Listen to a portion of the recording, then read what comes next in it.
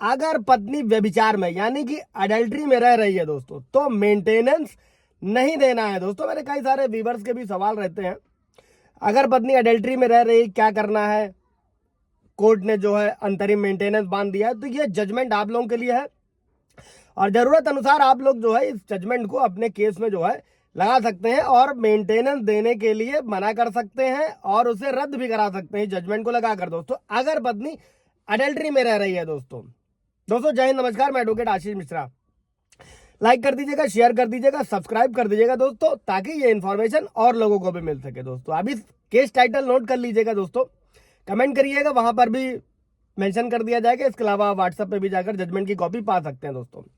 Case title है दोस्तों doctor Virendra Kumar बनाम उत्तर प्रदेश राज्य और अन्य दोस्तों। इलाहाबाद हाईकोर्ट का जजमेंट है दोस्तों, जिसमें पत्नी के खिलाफ व्यभिचार के आरोपों पर धारा 125 सीआरपीसी, जो नए कानून में भारतीय नागरिक सुरक्षा संहिता की धारा 144 के तहत दोस्तों आदेश ये हुआ है कि भरण पोषण के लिए आवेदन करने से पहले जो है निर्णय लिया जाना चाहिए।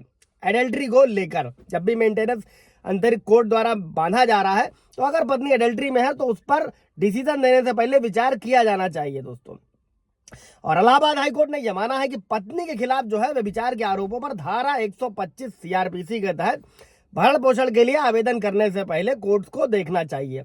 अब केस क्या था दोस्तों, इसमें पति ने जो है एडिशनल प्रिंसिपल जज फैमिली कोर्ट फिरोजाबाद का केस है दोस्तों, उसके आदेश के खिलाफ हाई कोर्ट का दरवाजा खटखटाया था दोस्तों। जो मैं कई सारे वीडियोस में रिपीट करता हूं कि अंतरिम मेंटेनेंस बांध दिया गया है।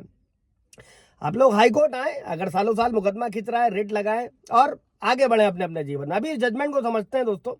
हाई कोर्ट का दरवाजा खटखटाया पति ने, और जिसमें पत्नी को धारा 125 सीआरपीसी के तहत, जो ट्रायल कोर्ट था दोस्तों, फैमिली कोर्ट था, 7,000 रुपए का जो है अंतरिम भरण पोषण देने का आदेश दिया गया था।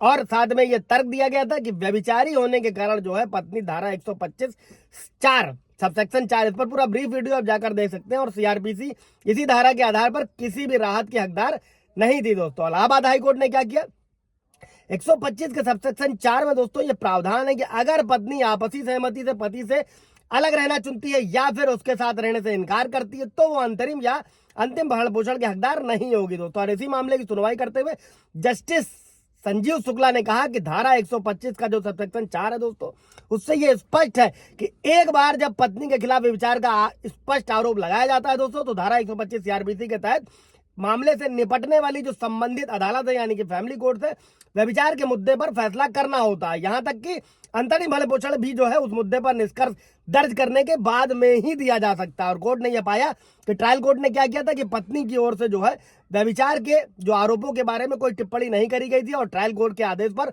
अंतरिम रोक लगाते हुए हाई कोर्ट ने दोस्तों पक्षों को अपना अपना हलफनामा जारी करने का जो है निर्देश दिया दोस्तों। यानी कि अगर किसी भी तरीके से पत्नी एडल्ट्री में है, 125 सीआरपीसी का 4 अगर मेंटेनेंस बंधा है, आपको हाई कोर्ट जाना है, इस जजमेंट को लगाना है दोस्तों, और कि मेंटेनेंस बांधने से पहले इस पर विचार किया जाना चाहिए कि जो पत्नी एडल्ट्री में रह रही, बशर्ते कि सबूतों का जो भार है वो पति पर ही होता है दोस्तों। कोई भी जो आरोप लगाता है सबूतों का भार उसी पर होता है कि कोर्ट में साबित करे दोस्तों। इसके अलावा एक इंपॉर्टेंट धारा 91 सीआरपीसी जो पुराने कानून में था, अभी नए कानून में भारतीय नागरिक सुरक्षा संहिता की धारा 94, अगर पत्नी कमा रही है और सारी इनकम छुपा ली है, मेंटेनेंस बंधवा लिया, इस धारा का आप इस्तेमाल करिए, कोर्ट में लगाइए, अपने फैसले में लगाइए।